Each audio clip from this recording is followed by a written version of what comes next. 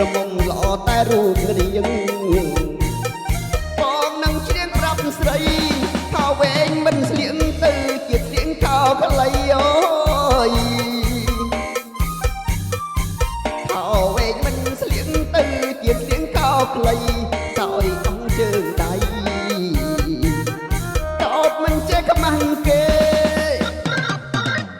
ទៀងគិតទៅទៀងថយ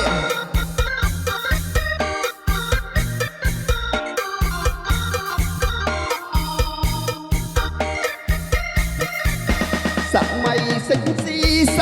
ម័យសិចស៊ីអូយសម័យសិចស៊ីសម័យសិចស៊ីដំណើររបស់នារីតូនទៀនលាក់កន់ទុយពេលបងកូនដំដងពេលជីងម៉ូតូអសុយ